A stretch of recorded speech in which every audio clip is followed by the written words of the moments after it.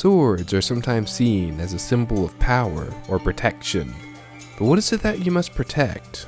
And what are you willing to sacrifice to protect it? Today we have the second of our 3 protagonists in the Tales of the Last series, known as Scarlet. The clashing of wooden blades rang out over the backyard dojo of the mansion. A young girl with pink hair was giving her all, making swing after swing against a young boy of similar age who was having difficulty keeping up with her speed, until he managed to block one of her blows and deflect it, throwing her off balance and allowing him to take the lead. She moved to try and block every attack, but her strength was no match for his. But after forcing his way through every block, he only lightly tapped her with his sword. A failed overhead block turned into a tap on the shoulder, and a failed side block became a tap on the arm. That is, until he went for a stab, and she was fast enough to turn it off target and unbalance him. Using his momentum, he made one more swing before going down, which wound up hitting her on the thigh. She fell to the ground, grabbing her leg and growling in pain. I'm sorry! The boy yelled, dropping his weapon to check her injury. You said don't hold back, so where does it hurt? The girl grabbed his hand and pulled it to where she was hit. In a moment, his hand and her leg glowed. Her growling and grimacing became quieter before stopping completely. She then sat up with her leg healed. Are you okay? The boy questioned her while checking for more injuries. Tears welled up in her eyes. Why can't I get stronger? Nothing's working! She grabbed the boy and pulled him in for a hug before slowly breaking into crying. The nearby doors of the mansion opened and a large red-haired man holding a plate of snacks came casually walking out. The red-haired man exclaimed, "Suka, Yujin, time for a break, you two." Seeing the kids hugging in the sparring arena and Suka crying, the red-haired man came running as soon as he saw after setting down the plate. As he sat down beside the 2 kids frantically looking for any injuries, the red-haired man asked, "What happened?" The boy replied, She's healed. Physically. before averting his gaze, dejected. The red-haired man gently pat her pink hair, and noticed a single lock of red hair among the pink. "Don't worry, sweetheart. You are well on your way." He hugged the 2 of them for a moment. "Why don't you 2 take some snacks and take a walk through town to get your mind off things?" The girl's crying gradually slowed to a stop. Okay, Dad. She hugged her father. Thank you for the snacks, Dad. She then grabbed Yujin's hand as he bowed to her father.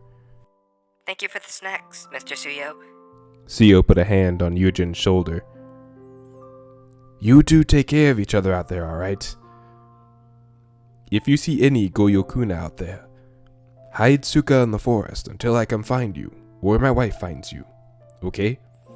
A look of concern overtook her face. What about you? I want to help you with the Godokuna meeting. "Thank you, sweetheart. But what they want is to catch all of us in the same place and take out our family line. They have forgotten just how strong we are. With my training from your grandmother and great-grandfather, I can take them all out in time for dinner. This peace meeting will be short since the new heir is so greedy and reckless. Rumors are saying she might make a move on her father's throne. I hope she does, so it removes a problem for me and her father. But that's only if I don't remove the problem myself tonight." He lightly ruffled her hair and she giggled. "Now, get your snacks and have a good time. I have also called in a little surprise to help you with training after dinner, but you also have to make a choice with it." She immediately hugged him again. Thank you! "You are welcome, my dear. Now run along and keep each other safe. The kids answered okay in unison before grabbing some snacks to put in Eugen's bag and leaving through the front gate. The children made their way down the road, walking along a short stone wall, Suka balancing on top while Eugen walked on the ground next to her. So, how did the weapon tryouts go? You're staying with a sword? She started walking slower, and then suddenly stopped and turned her back toward him, saying, Catch me! as she leaned back. Wait, you know I'm not... He quickly moved into position, but they both fell to the ground due to her weight. He groaned as she laughed and got off of him. He sat on the ground beside him, smiling, while he collected himself to sit up next to her. Once he was sitting and rubbing his head, her expression changed, and she looked at the ground in front of her. She used her finger to start drawing in the dirt while she talked, but Eugen only looked at her while she spoke. I tried all the other weapons, hoping one would fit me. Great-grandpa's mace slipped out of my hands and nearly hit Mom. And she said it brought back too many memories. Grandma's net broke when I swung it too hard. Great-great-grandpa's staff bounced off the ground and got stuck in the ceiling. So, one of the butlers had to get it out, and turns out we'll have to replace a big part of the ceiling. Great-great-great-grandpa's tonfa chafed my arms, and then broke. And great-great-great-great-grandma's ladle bounced off a wall and hit me in the head. I wasn't conscious for only an hour, though. The expression on his face told that he was trying to picture getting knocked out by a ladle. He then registered the rest of her statement and her now listless expression. Hey, we'll figure out the best weapon for you, and it'll be passed down for generations. She gave a smile, but continued her drawing in the dirt. Eugen struggled to find the words. So, the baker's Kage and Yo told me to come by for a treat later, for taking care of the rock sprite problem. Want to come with? A slight frown latched onto her face at the mention of Yo. Dad made snacks for us. Yeah, he did, didn't he? Well, we can eat both. Kage and Yo make the best bread in town. Shuka stood up, seemingly satisfied with her drawing. She quickly stepped between him and the drawing and motioned her hand to help him up. We'll go collect the reward, and then we'll go to my favorite spot under the bridge again. Deal? He nodded and took her hand as she used her shoe to erase the drawing of a heart with the letters S and Y in it before he could see it. Deal. But I won't lose it shadow stepping again. How can you win if you can't catch me? She spoke with a smug grin before running off. Hey, you know I'm not strong. He took off trying to catch her. You're not fast either. Despite his best efforts, he was unable to catch her, but she stayed slow enough to not lose him. When they came close to the outskirts of the market, Suka noticed more kids her age, who in turn noticed her. The children stopped their game of tag and she stopped in her tracks. One of them went to approach her, but was stopped by the others. She looked away, dejected. The children left when Eugen finally caught up.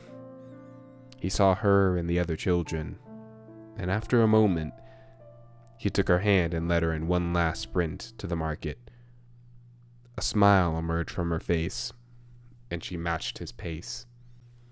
When they arrived at the market, Eugen took a moment to catch his breath while Suka took a look around, mainly at the weapons lying around, particularly an old weathered shotgun leaning up against a crate. The nearby adults watched her, but none approached. After Eugen caught his breath, he rushed to her side. Wait, a gun? She took a deep sigh. I can't. Dad said that after seeing how I handled the other weapons, he'll only let me use a gun when the Goyokuna renounce magic and become pacifists. I think that means no. It probably does? Guns run out of bullets anyway, so It would be cool enough for you. Hey, Eugen! A voice called from across the way. A rather large-built man was carrying a bag of flour to stack on top of some more bags. Kage! Eugen excitedly ran to him. Suka looked around for something before going to Eugen and Kage. Kage stumbled just before reaching the stack, but Suka and Eugen helped him to catch the bag with some difficulty, and together they put it on top of the stack. Now, that's some muscle you kids got there. Putting in the work recently for something, Eugen? He lightly elbowed Eugen. I gotta give it my all every day if I'm going to help Suka. She gave a small smile. An older and even larger man came in with 2 more bags for the stack, heaving them on top rather easily. Is that Suka the skill you brought with you, kid? Suka started to rub her arm and took a step back from everyone. She's not skillless, yo. She has plenty of skills, and one day she'll have all the skills. Relax, kid. I just speak the truth. The sooner she accepts the situation, the sooner she'll figure something out. Maybe. She's next in line to protect us all, and those Goyokuna aren't going to lay down for you. Eugen grit his teeth, out of words. Yo went into the back as Kage went to grab another bag. Stop antagonizing them, Dad. I'm sure she has something we just aren't seeing. You're not helping her by making her feel bad. When Kage added another bag, he then turned to Suka and kneeled to give her a strangely decorated lollipop. I got this as a thank you for sending relief food off-world. Rumor has it that eating it will bring you good fortune. I was going to try and figure out the formula, but I can always wait for another.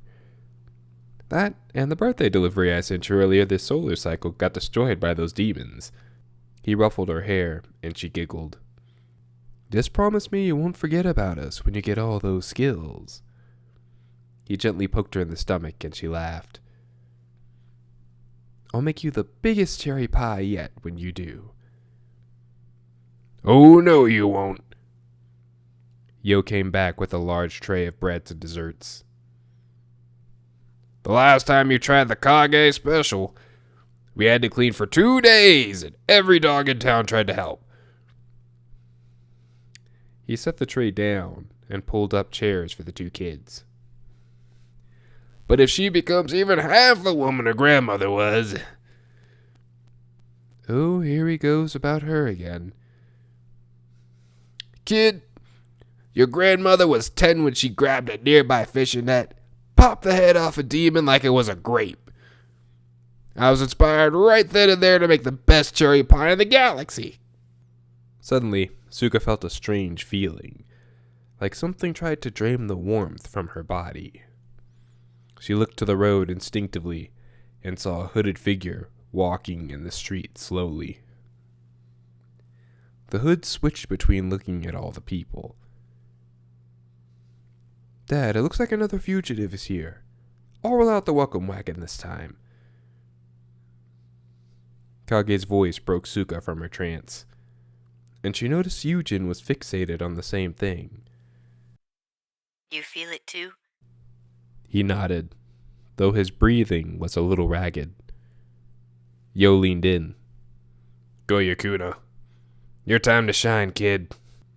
He reached into a secret compartment under the table and pulled out a regular short sword and a meat cleaver the size of a small sword. The blood drained from Suka's face. Her sight became tunnel vision in the presence of the demon. Old combo with your father. I'll get their attention and make them face away. Rush them from behind. When you're ready, and cut off their head nice and clean. Don't miss or we're in trouble. And I'm not losing my son to some dark magic bastard. Yo quickly hobbled out to catch his son while hiding the meat cleaver behind his back. Kage had already begun to greet the stranger. Welcome to QK Show. I imagine you've had quite a journey to get here. So, here. This should put some vigor back in your muscles. It's on the house. He presented a small cherry tart to the hooded figure with a smile. He then noticed something was off about the chin under the hood right before Yo caught up with him. Yo gave a hand signal out of view of the hooded figure that was noticed by Kage and a few other merchants and civilians in the area. He quickly made a short circle with his finger in the air and then straightened his hand and brought his arm down decisively. Everyone nearby slowly began moving to the weapons laying around, while maintaining their conversations and tasks they were doing. Yo then spoke in a loud and energetic voice to draw the strangers' attention and get them to turn so they wouldn't have a peripheral view of the shop. Sorry, my son has an order to take care of, so I'll be the one to introduce you to our humble little town. Kage made his way back to the kids and put a hand on each of their shoulders, temporarily breaking them out of their trance. There's no shame in not being ready. Say the word and we can change the plan if you feel it's too much. I know the first encounter is a little overwhelming, especially at the young age of 12. She shook her head, trying to focus, but her shadowy tunnel vision remained. She began to shake, and then she felt the familiar warm sensation of Yujin's hand holding hers. She focused on Kage's face, the only thing she could see at the end of the tunnel.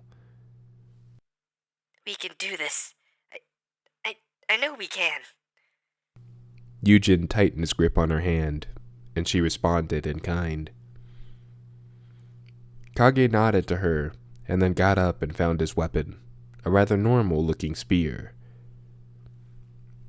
I'll be your backup, so don't worry. Just focus on that hood and hit it as fast and hard as you can.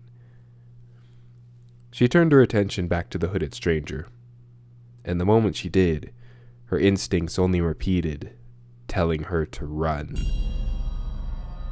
Her breathing became faster, and darkness consumed her vision faster and faster, until it was consumed entirely. Her mind floated in the void until her father's voice broke the silence in her head. In your mind, you must start where you are and use what you have to do what you can. She released Yujin's hand and firmly gripped her sword. In a brief rush of adrenaline, her tunnel vision gave her a small glimpse of the hooded figure in Yo before closing again. She drew the image in her mind of the space between herself, the hooded figure, and Yo. She tensed up and then took a step forward, recalling the location of everything in her mind. With all her strength, she lunged forward. Her mind recalled her past failures. She struck at her best guess where the Goyukuno's neck was, as if to strike down her past. Her blade found purchase, a clean cut.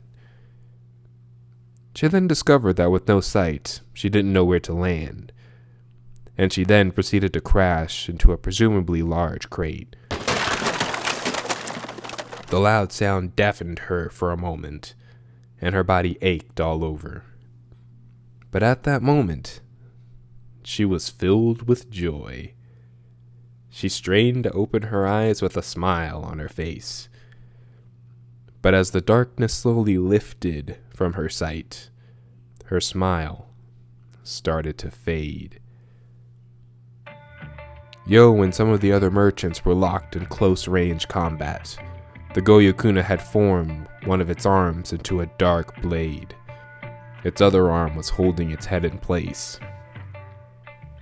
Its head was still attached by a small connection of flesh that she missed. Suka was frozen in place at the side of the battle. What started out as an even fight quickly changed. Purple strings emerged from the Goyukuna's neck and began pulling its head into place. As it did, their movements became faster and soon eclipsed that of the common folk. One by one, the merchants were cut down by the dark blade.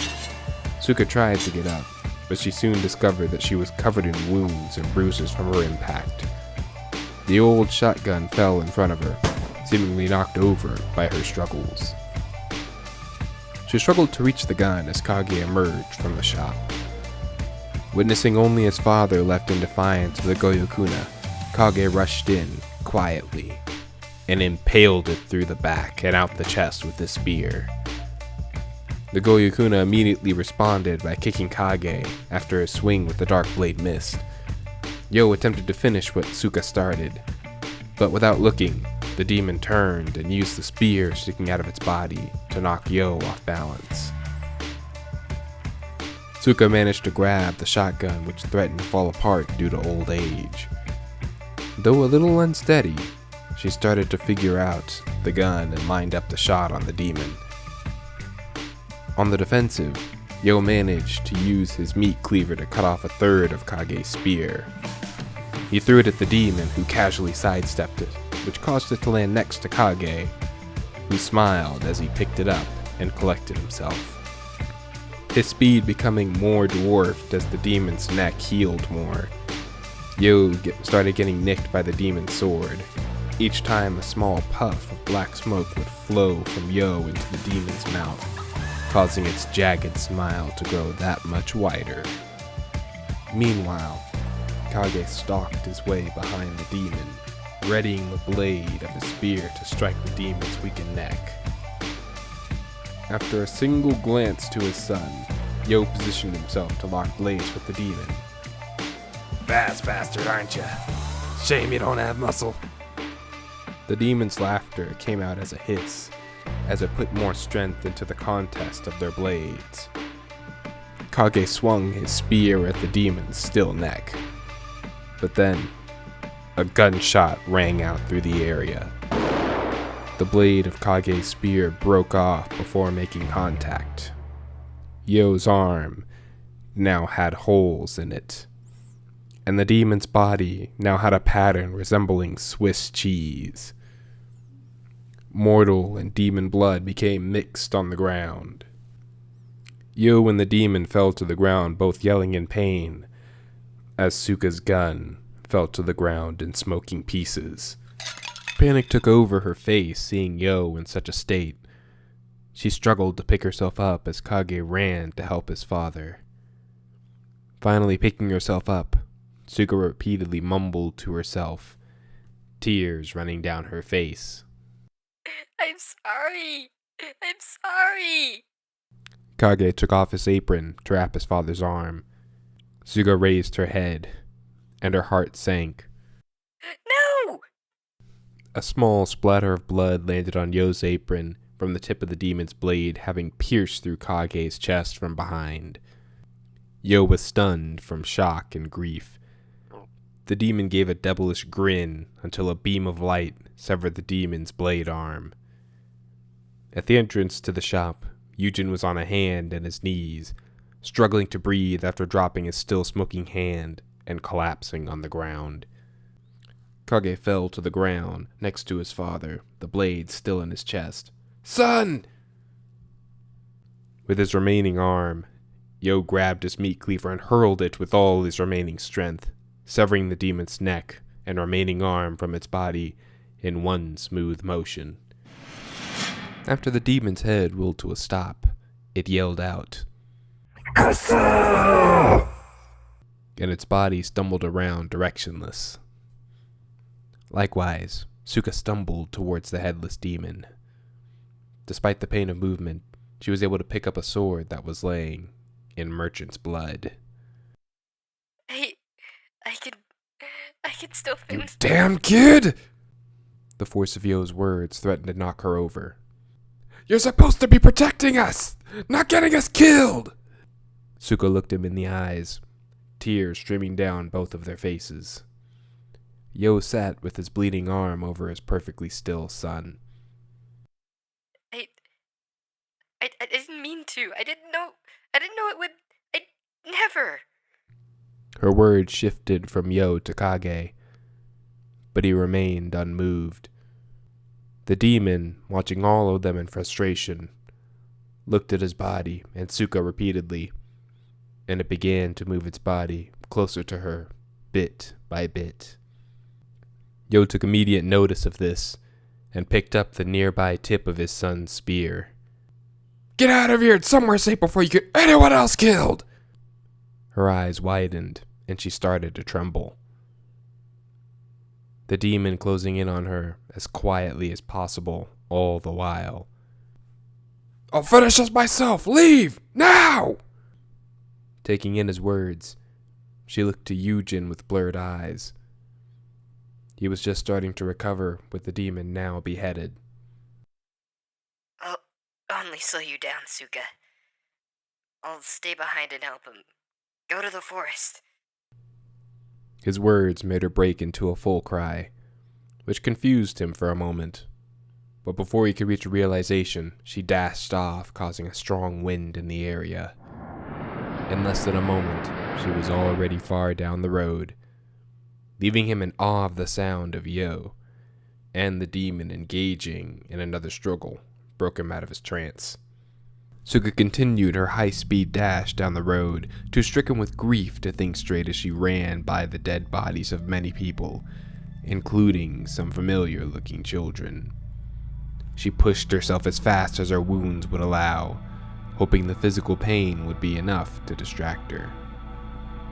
She ran through the forest until she tripped over a large tree root. She tumbled until she hit a tree trunk that knocked her out.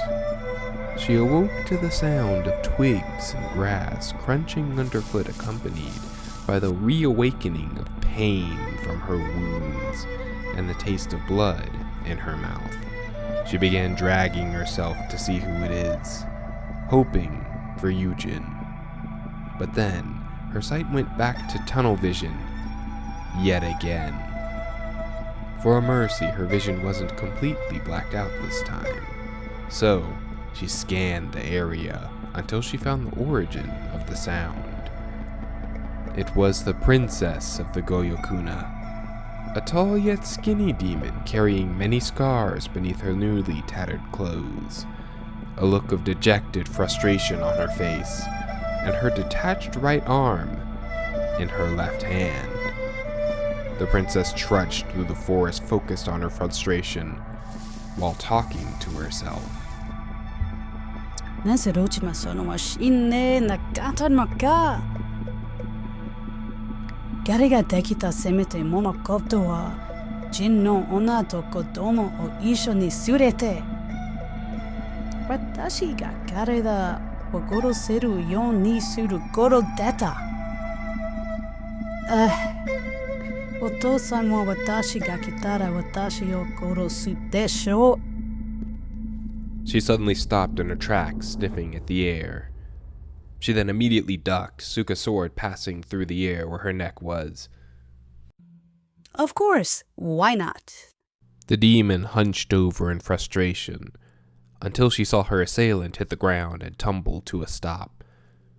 Suka struggled to get up, but once she did, she was half the demon's height. Wait, Pink. She raised her hand holding her dismembered arm, and the arm pointed at Suka. Hey there, my brat. This is perfect. Shut up and die. Suka lunged forward, her red eyes out of tears to shed. In an instant, the demon's detached arm straightened out with a blue aura, and she used it to block Suka's sword. The blood began to drain from Suka's face the more she looked up at the demon from a close view. You thought an unripe brat could best Goyokuna royalty? Hey, here's an idea. Let's see how durable you are. Before Suka could react, the demon's detached arm grabbed her sword, and the princess threw them both away before grabbing Suka by the head and slamming her into the ground, knocking her unconscious. After holding her hand on Suka's head for a moment, she removed her hand and gave a sigh of relief at Suka's state. Whew. Thank Dad you aren't tougher than that. I had to use almost everything to keep up with your pots and escape. She sat beside Suka, looking at her arm and Suka's sword on the other side of the area. That said, now I have to decide whether to eat you or bring you back as an apology to Dad so he doesn't tear my head off. Personally, I'd prefer the former because I need some fuel to regenerate.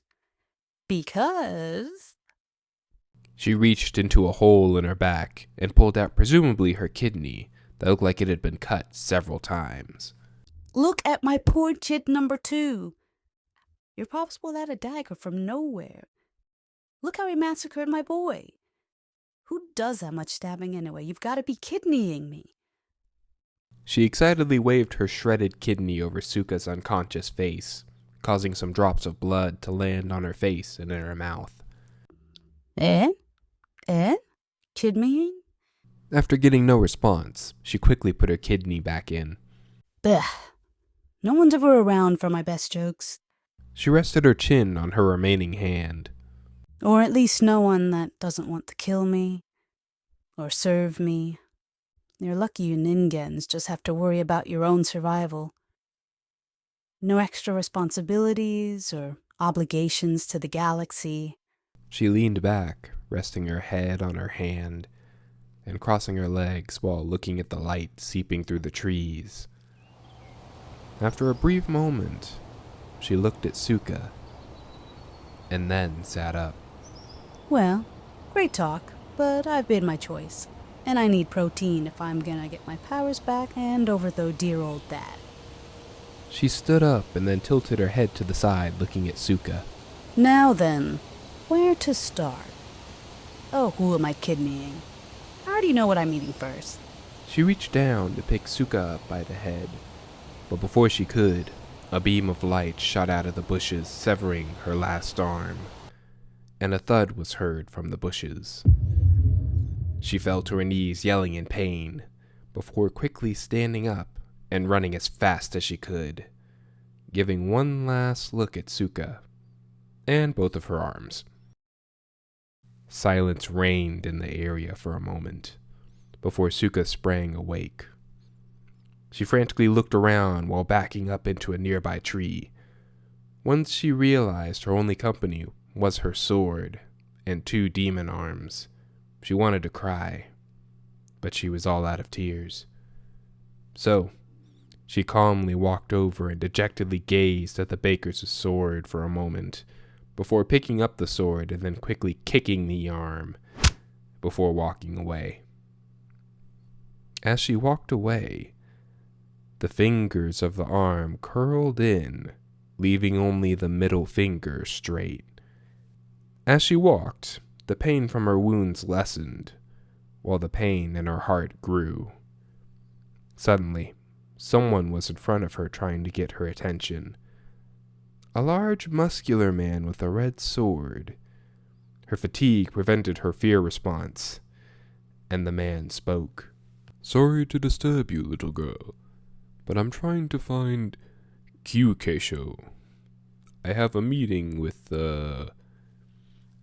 He pulled out a folded-up paper and squinted at it. Suyo Rito and Suka Rito. I am a Sabru, and picking a landing zone was rather difficult since this planet doesn't have a regular spaceport, so you'll have to forgive my getting lost. She cast her gaze downward for a moment before looking back at him, with determination in her voice, but no strength. I'm Suka Reto. He squinted at her for a moment. Pink hair. I should have known. Greetings, Miss Reto. Your father has called me here to train you. You have the option to train here on your home world, where you won't be able to achieve the rank of Sabrewer, but you should be adequate enough for your people's needs. Or you can come with me for a few years to the Sabrewer homeworld, where you can train with other powerful warriors, and complete the Sabrewer ritual with your very own soul saber, or other soul weapon if you prefer. Normally, it would be your parent or guardian who would make the choice, but your parents agreed to let you decide your fate. I know this is a difficult decision, so I'll give you a few days. Take me with you! Rage mixed with guilt on her face. I want to be strong enough to protect everyone, so take me with you! Upon seeing her determination, he matched it with his own. Right then. My ship's this way. We'll message your father before liftoff. He started walking as soon as he spoke, and Suka followed with a smile on her face, unknowing of the fact that half of her blade had fallen off and stuck in the dirt.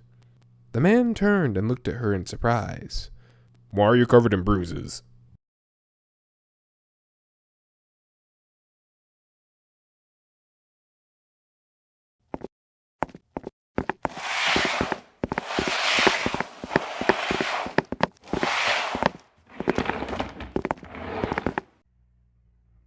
My greedy, selfish daughter.